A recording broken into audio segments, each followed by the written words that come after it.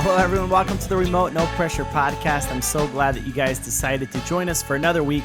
We have an awesome episode today. Before we get started, though, be sure to go check out remotenopressure.com and sign up for our mailing list. We're very excited to see that thing grow. And also, we have some of the Deli Fresh Design sling packs. We partnered up with them with Remote No Pressure. Check those out as well. This week on the Remote No Pressure Podcast, we have Mr. Bill Guzman. Some of you may have heard me refer to Wild Bill in previous episodes or events that we've had.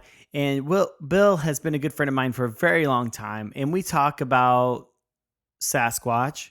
We talk about the Northern Michigan Dogman. If you're from Michigan, you may be familiar with that.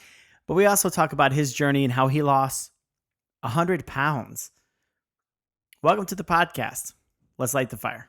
Well, today on the Remote No Pressure Podcast, I'm super excited to have my friend Bill Guzman with me. Thank you very much for joining us, Bill. Glad to be here. Before we get into anything, a lot of people may have heard me refer to Wild Bill at different events that we've had, and also on the show. He comes camping with us, and he's just a really good friend of mine. We've known each other. How long have we known each other, Bill? Since 02? Probably 02, so 16 years-ish. So we were both just dumb kids when we met, and we're just a little bit brighter. That makes adults. us, 26 now? 27? Yeah. We met in 02. We've known each other for 20 years, so it's like we're 13. No, but thank you very much for being with us, Bill. Before we get started, though, I mean, we were up in the Manistee National Forest, not this spring, but I think it was the fall trip that we made, and you were telling us about not Sasquatch, but there's another type of wild. Oh, the Michigan Dogman. The Michigan. Can you tell us a little bit about? Because I didn't know about the Dogman. Will you just enlighten us a little bit? Well, you see, I'm from Northern Michigan, and that started out back in '87 as the whole legend of the Dogman. And I was 7 years old when that came out, and I remember hearing it on the radio on a country station up there out of Traverse City, and it was the scariest thing I'd ever heard. Thinking that there's this 7-foot tall beast in the woods, and every time I hear that song, from my childhood, it always reminds me of that fear of when I was a kid. It doesn't really scare me in real life. It's just more the thought of, oh, there's this giant beast out in the woods that could tear you apart. Who knows? So what radio station do you remember? That was WTCM out of Traverse City. WTCM, Traverse. So we're in the Manistee National Forest, and you tell us about Dogman. Now, is there a certain time of the year that the Dogman comes out, or is he there year round? There's no certain time of year. He just comes out on the 7th year. So like 87, 2007, 2017. So we didn't know how lucky we were to get out of there with our lives. That was so it would have had been the fall because it is the 7th. That's correct. And the story starts out, or the song starts out in Wexford County near where the Manistee River ran. So that was right where we were. I mean, well, we were out in Manistee County, but that was like miles away. That's crazy, Bill. Mm-hmm. My story, my dad, I'm pretty sure my dad made the whole thing up, but he told me a story about this like Hare Horn was his name.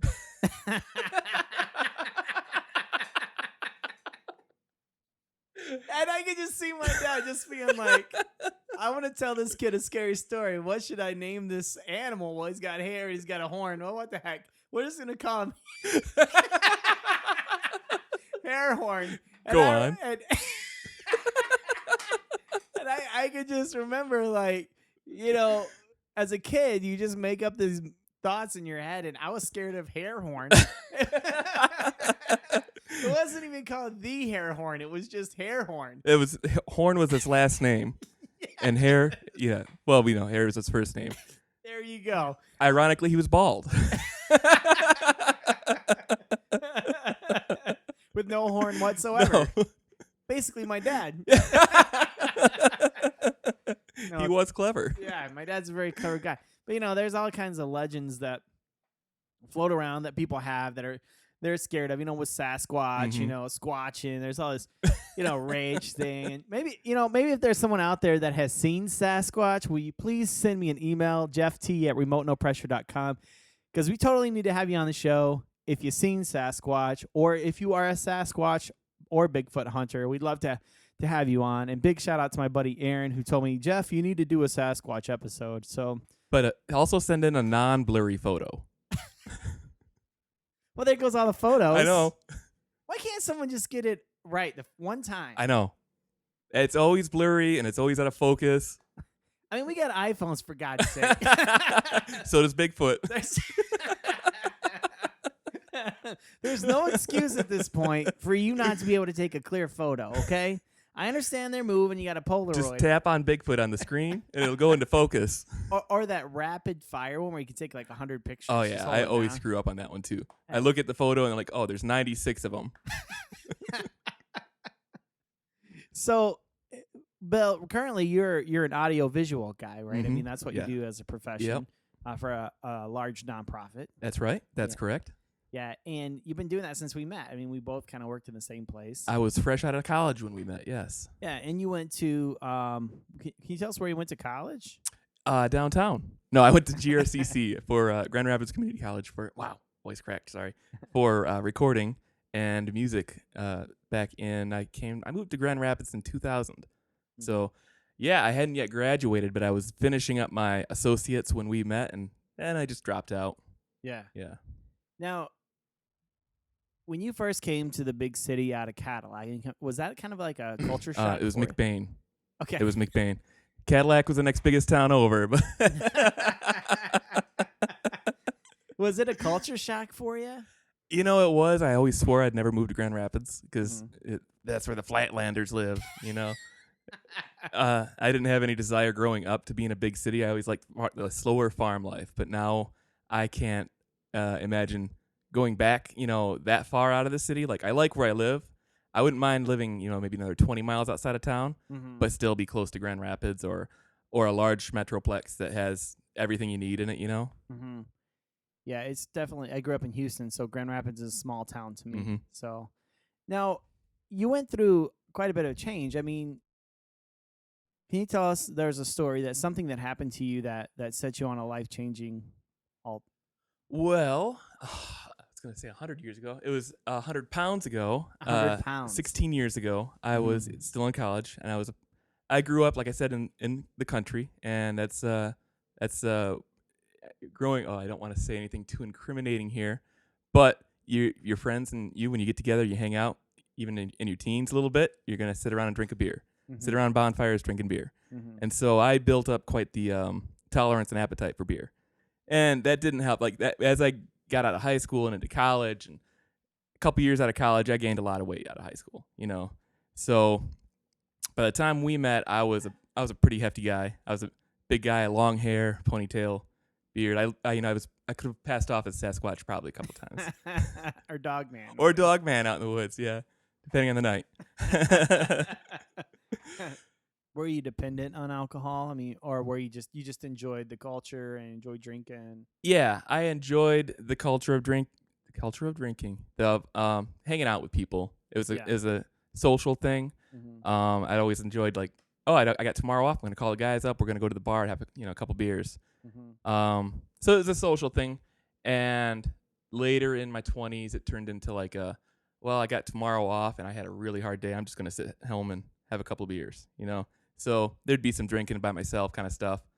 And it was probably 2 to 3 times a week. So I don't think I had a dependency on it. I could go a week if I needed to. But if I thought about oh man, I'm going on vacation this week, there's not going to be any beer, that's going to suck. But I could do it. Right. You know.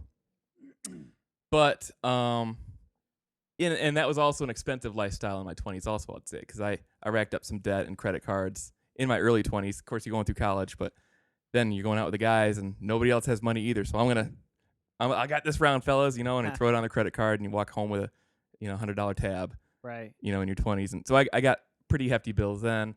So it helped in my 30s when I started working for a brewery also. So I didn't have to pay for beer anymore. That was the beauty of that situation. I could have as much as I wanted and there's no bill. Or say they had extra beers from the brewery that they were going to throw away, I could take it home and enjoy it home. So yeah, that was the beauty of that relationship. But later in my 30s, I had built up a pretty hefty tolerance, and I had grown used to from northern Michigan bars are several miles from your house. How are you going to get home? There's no Ubers. You're going to drive home, you know? So I had just grown up with that culture also, and that wasn't instilled in me for my family. That was just I'm going to go out and have a few beers, get drunk, and drive home. Well, it was a lot different back then too. It really was. It really was. You know, cop pulls you over and you're drunk, and he calls your parents. You know. Well, exactly. I didn't have that in my teens or anything, but in my mid-20s, I got pulled over for drinking and driving, and cop saw my license. It still said McBain on it, and he's like, "Oh, I know that sheriff. You better change your license and get home." You know, and since I had that connection with him, we were good. I was a good old boy. Yeah, it was a lot different culture when we were growing up in the 80s. That's right. You know, in Texas where I grew up, you could drink and drive if you weren't drunk for a long time.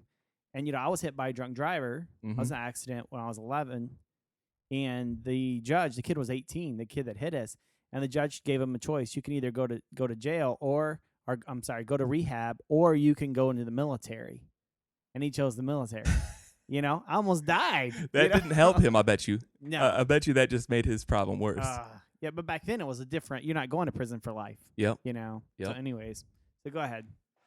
So, mid-30s, I was hanging out at a buddy's brewery. He just opened up a few months prior, 3 miles from my house down here in a sleepy little suburb of Grand Rapids. And sure enough, I didn't have as many as I had. I almost said I didn't have as many as I thought I had. I knew how many I had. Police officer pulled me over, and that was my first night in jail, and that was my only night in jail, and that will be my last night in jail. Life-changing experience, though. And if anyone knows Bill, I mean, you don't look like you're not a convict, so no. It had to be I mean, what was it like when you went into jail? So, it's a female officer. She was awesome. She was gentle. I remember sitting there in handcuffs. And, you know, they're giving me another breathalyzer at the police station. And I go, in all seriousness, I'm sorry to have to ask this. Am I going to get tonight? You asked her I that. did. Oh I did. And she's like, no, that's prison. You got nothing to worry about here. Everybody else is drunk or worse. Or, yeah, there's nothing to worry about here. There's no violent criminals. They're going to be in another cell. You're fine. You just had no idea what it was going to be. I had no idea. Yep. Oh, you had to be like. And I paced around a jail cell all night. Like, I never got any sleep. Everybody else is sleeping on the floors, and I'm pacing back and forth. Just think, what's going to happen? Exactly. Like, am I going to lose my job? Am I going to lose my house, my car? Am I going to lose my jobs? You know, both jobs. And then what am I going to do? You know. So yeah, it was the fear of the unknown that kept me awake and really made me change things. Like, that was the last beer I ever had. That was the last alcohol I ever had. That was, obviously there's a whole legal thing where you can't touch it for as long as you're on probation and all that fun stuff. But the thing is, though, Bill, I mean, they say you're not supposed to touch it, but a lot of guys will stay at home and maybe pop one open. Oh, yeah. But you didn't do anything. I didn't do anything. Yeah. Because I mean, I remember you telling me I can't lie to my probation officer. Yep. I gotta make sure I tell the truth. truth. I'm a pretty honest person. I couldn't just sit there and tell a lie. Like, I don't know. That's just not who I am. That's not my character, you know. But here you are sitting in jail.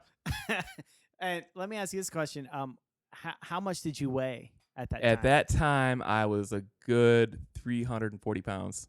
340 pounds. Well, Bill. you say that awful judgmentally. Yeah. No, I mean, so at that point, I mean, you're scared for your job, your career, everything you've built. Mm-hmm. What happens next? The next morning, like what's going on?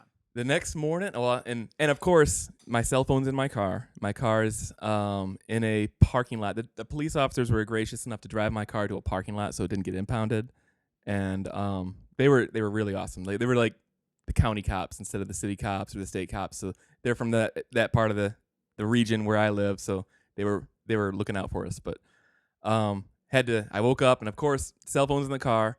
And in this day and age, who remembers numbers? Right. You know. And who would I call anyways? So you could have called me, but I could have. I don't have your number in my brain though. You can't remember my number. Like, I have maybe 3 numbers that I remember. Like a friend from work, my mom, and my sister's home. Okay. You know, and so yeah, I didn't want to call any of those people at 10 o'clock in the morning. Mm-hmm. You know, with a little bit of a headache and sleep deprived and fresh out of jail. And so I did the whole taxi home. Or to my car, and then drove the last mile home. And racked my brain, took a shower, racked my brain for the next 3 hours before I had to work. And then I went to work and worked in silence as a sound tech where I was at the nonprofit, and didn't tell anybody for a couple days. And then I came clean to my bosses on Monday morning, but it was a tough conversation. And they were surprised that I came forward too. They're like, "You don't have to tell us this. Like, it's a fireable offense. If we found out, we would have fired you if we'd have found out later. But since you came clean now, like, it's fine." They didn't say it's fine. There was a restoration process, but it's all over now. Good. So you turned to the outdoors, and you started fly fishing a year or two ago. Mm-hmm. But what was it about the outdoors that helped you lose the weight, that helped you become a different Bill? Let's see. So we're talking about 2.5 years ago. Everything's changed in my life. And so it was a winter. So into spring, I'm going through, I can finally drive my car again. I can finally get out on a restricted license, because the whole legal process is lengthy. I mean, it's a good 6 months from your court date, you're done. And court could be 3 months after you get your ticket. So within 9 months, it was all said and done. But as summer's coming around, I was going stir crazy from just doing nothing in the house, and I wanted to take control of my life. It had gone out of control for the 36 years prior to that. So from now on, I was going to take control, and I started kind of doing some, like, sounds kind of sissy. I was planting herbs and stuff in my back porch and growing and kind of tending to all of that. And it was later in the year, I'm like, man, I want to start doing some camping. Like, I've heard a lot of good things from friends at work who were avid campers, and I'm like, that sounds like fun. And got into like videos on YouTube from campers and different trails to take, different stuff to do outdoors. And so it wasn't until about a year and a half ago, I started prepping for that whole way of life. Like, you got to have the right gear. You know what I mean? I was always afraid of, like, I'm going to go out camping, and then, I don't have food, and now I'm dead. Or I didn't bring water, and I'm 2 miles from water. And right. Or, like we've talked in the past, I don't want to go winter camping because I'm afraid I won't wake up. Or the Dogman. So I always bring my Dogman mace. I got a can of that I sell to you every 7 years. Yep. Call you, hey, Bill, you got your money ready? I got your Dogman mace. I'm stocked up for the next 8 years, I think. I'll give you a good deal on this bundle. Anyways. So, yeah, I just was looking to take control, looking at different options of getting outside and different ways to enjoy myself outside. Didn't want to be just stuck inside doing it. Or just stuck inside, like I had the first half of my life, I kind of rambled through the spot, so edit. Growing up, did you camp at all, or were you an outdoorsman much? Growing up, I hunted in my teens, and I never shot a deer, and I'd always fallen asleep in the blind in the freezing November weather. Mm-hmm. I would go camping with my friends once in a while, but I always hated the bugs. I always hated the outdoors then, because it's so hot out here. There's bugs. And, and I was a heavier kid too, so sure. That makes you sweat just breathing. Mm-hmm. So yeah, I really didn't enjoy it much back then. I didn't appreciate what I had around me, like all the water that's in Michigan here. You're never too far from a body of water, especially a river where or you lake. were. Yeah, exactly. You were in an awesome place. Mm-hmm. So now you're down 100 pounds now. Mm-hmm. Mentally, how does the outdoors and fishing, how does that help you? Mentally, it just is an escape. I mean, work can be stressful, life can be stressful. And so just being outdoors, it's like a release. It's not having to worry about, I got a TPS report due Wednesday, or this big event's coming up. I got to make sure I, have sound techs for it, or I got to make sure it's covered. Or family's sick, or you just got to look out for whatever is coming up in the future. When you're outside, if you just got to release and not focus on it. That's where I really like hiking. If you get out there on the trail and I just go. I don't go to slow pace. I just kind of hit the trails, and you just got to focus on the trail, focus on where you're going, focus on what's in front of you and what's coming up. Mm-hmm. You know, I don't like. I've said this in the past. Like, I don't like walking down the street if I want to go out for exercise, because I can see it, a half mile down the street, and that's boring to me. Where if you're out in the trails on a hike, the trail's taking like bends and turns and going up and down hills, and I don't know what's a quarter mile in front of me. So that's the exciting part of it. You might happen upon a lake or a river or a stream, or a huge mountain or hill in Michigan here, a hill. Mm-hmm. But yeah, that's the exciting thing of all that, and it takes your mind off what is bugging you or what's on your mind. It takes you out of the moment, or I guess it puts you in the moment and it takes you out of your head. Mm-hmm. You find it as a culture, we have a hard time getting out of our head. Mm-hmm. As society, there's a lot of people who are on pharmaceuticals like that, or self-medicate like I also did with alcohol. That's another way to get out of your own head. I wouldn't recommend it, but yeah, Americans, I think a lot more people than just Americans, but as a whole, they're just stuck in their heads and they're looking for a way out.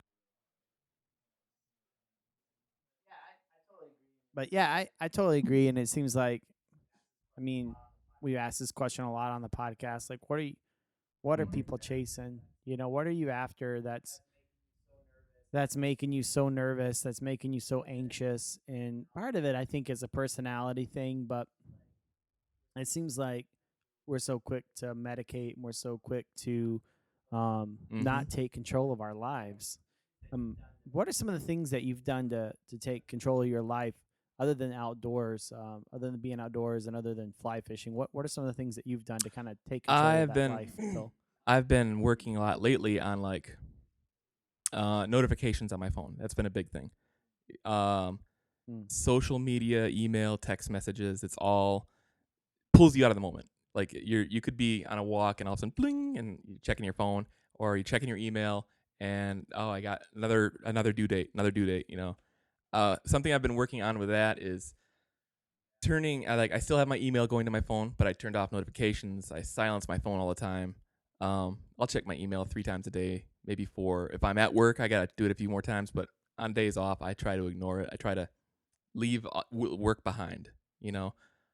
Social media I've really cut back on. Like, there's really not a lot of good from a personal standpoint in social media that I found. It's a lot of people comparing, and I think it drives depression too, really, in society, because it's kind of like keeping up the Joneses on steroids. You know what I mean?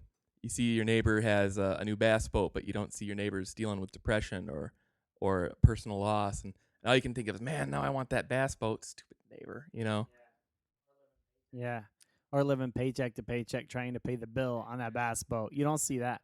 But it's very much a it's very much a covetousness. It drives covetousness, and being I think it was Alison Krauss has a song called, I think it's called Simple Life or something, about how she just wants a simple life. And it just seems to me like that's impossible these days. I mean, I say I want a simple life, but I mean, I like using an indoor toilet too. It's all romantic till I got to go to the bathroom, Camping's awesome until it times to deuce. Until it comes time to deuce, yeah. But you know what I mean? It's like, it's just hard to, and you see like these cabin posts or something on Instagram, like, oh man, that's so cool. If only I could get away. But that cabin costs $1.2 million because it's on like prime real estate or something. Or right now, I've got a group of friends from my old brewery job who the brewery, a portion of them got bought by a group of people in Spain. And so a group of my friends are in Spain right now playing for this company. Like, they're in a band and they're all playing over there. And like, that sounds awesome. I can't travel though. Like, that's too expensive. I don't have a company that'll send me on the road like that. And I can't cross borders right now with a DUI. So yeah, that sucks. Yeah, that's crazy. But it's always good to see, like, I mean, we went a little ways between seeing each other. Mm-hmm. And then you helped me with my album, Songs About Fly Fishing. Mm-hmm. And then, we kind of reunited our friendship a couple years back. And I was surprised how much you look like a different person. I cut my ponytail. You cut your ponytail, Yeah. which is a big deal. Yeah. And yeah, you cut your ponytail and you lost a lot of weight. You're a different person. I am. Yeah. Are you like, since you've taken control, do you feel more confident in yourself? I mean, do you? Uh, I was always pretty confident. I feel Mhm. I'm more humble now. I think because of everything I've gone through. Mhm. I was pretty cocky in my 20s. I think Mhm. I was pretty loud, and I think going through what I went through kind of made me shut my mouth, Mhm. and listen more and respect more. So I got that going for me. But Well, it's funny because unfortunately, some people never experience anything like that, and so they're jerks their whole life, hmm and you're like, why are you such a jerk? But they've never been through anything. yeah, You yeah. know. So I mean, do you find that as well? I mean, what are some things that you've seen in like kids? Because I mean, you work with all age people. Yeah. You Yeah. know, I mean, what do you see? I mean, we have some mutual friends, and some of them have gone through some pretty hard things. hmm On the other side of that, of those hard things, do you think it makes them a better person, or it depends on how they handle it? It depends on how they handle it. It depends on how they receive the knowledge they've taken from that, or what they take away from.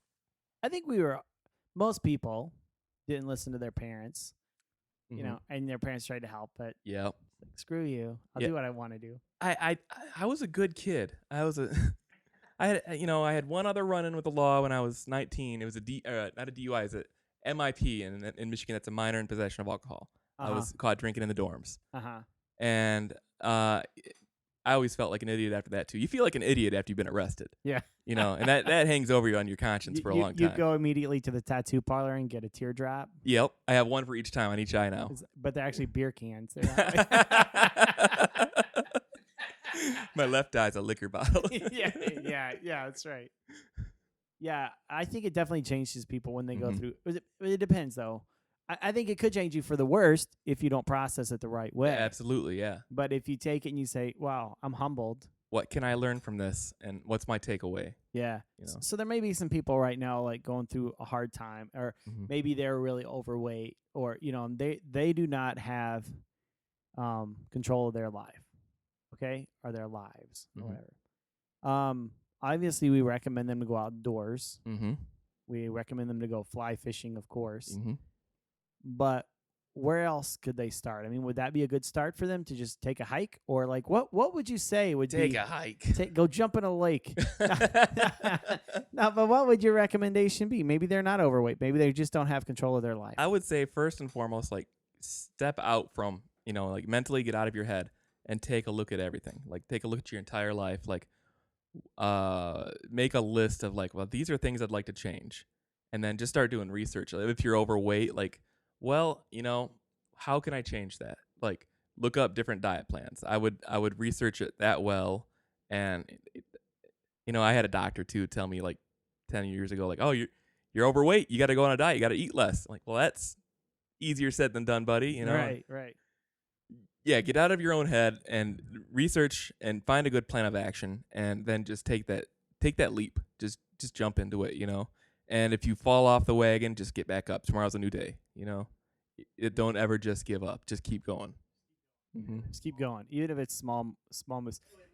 By the way, we went fishing a couple weeks ago, and your cast is looking great. Oh, thank you. So what have you been doing to get better? Have you been practicing out? I've been wanting to, and we went fishing a month ago too, and my cast was terrible. Yeah, but it was like 0 degrees. It was freezing out. How cold was it that day? I want to say it was in the 20s.